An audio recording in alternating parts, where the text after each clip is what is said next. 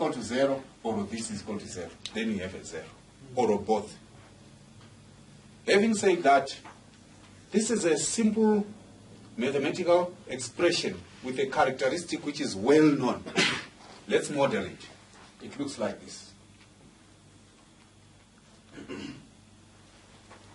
That's y is equal to e lambda t. This point here is 1. Who can tell me about how this thing approaches the 0? Does it touch it? No. It doesn't, eh? This is an asymptote. So it gets closer and closer and closer without getting there. Which means e to the power lambda t will never be equal to 0. But if we get a result 0, then this definitely is always 0. So from there we can therefore say m plus k is equal to 0. Definitely. Because the other term will never be 0. So if we are going to have a 0, then this is always 0. That being the case, now we have to solve for lambda. What is this lambda? Because we want to find it and plug it there, then we have a solution. If we can find the lambda and plug it there, we have a solution.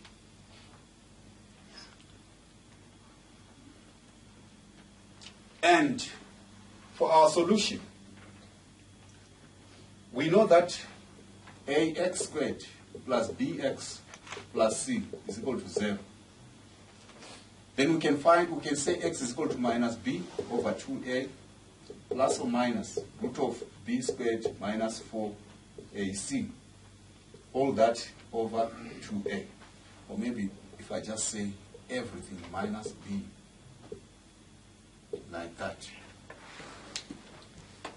We are familiar with that? Yes. So using that, we can then say, we can rewrite, we can find lambda. Now because it's quadratic, that means we are going to look at two values. Lambda 1, 2, minus b, minus, we know b, ne? Minus m over 2,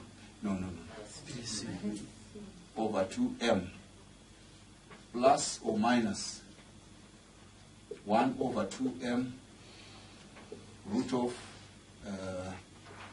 b squared minus 4ac.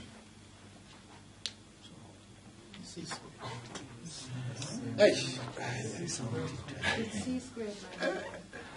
So I'm forgetting to substitute. This is c squared minus 4mk.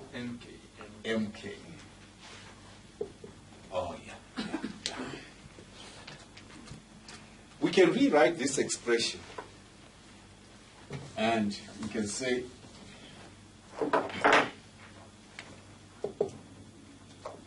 minus c over 2m plus or minus. These are two ways of writing the same thing. C over 2m squared minus k over m. It becomes that if you take this in the bracket, when this comes in, it comes as what? 2m squared, because we are taking it into a square root. So it becomes c over 2m everything squared, because it's also squared. Then we have 2m squared here. The 2 squared becomes 4. 4 over 4, the 4 disappears. Then we have m over m squared. We have k over m. Are we together? Yes. I will try to do it fast. Then this bracket here is the critical bracket. I mean, did I say bracket? This, we call it the radical, is the critical thing for analysis. Because it can give three different results.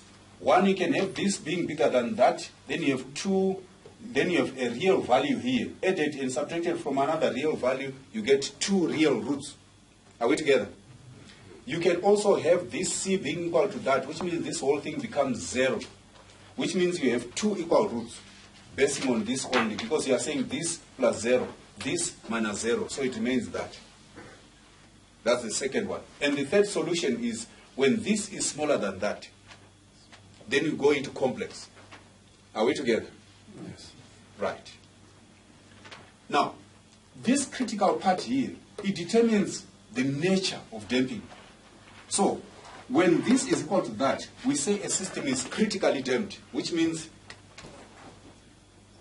when C squared is equal to 4 km, the system is critically damped. And when a system is critically damped, the damping coefficient, we call it the critical damping coefficient, which means CC, the critical damping coefficient is 4 km, which becomes what? 2 root km, which you can write is 2 m omega n. Omega n is equal to k over m.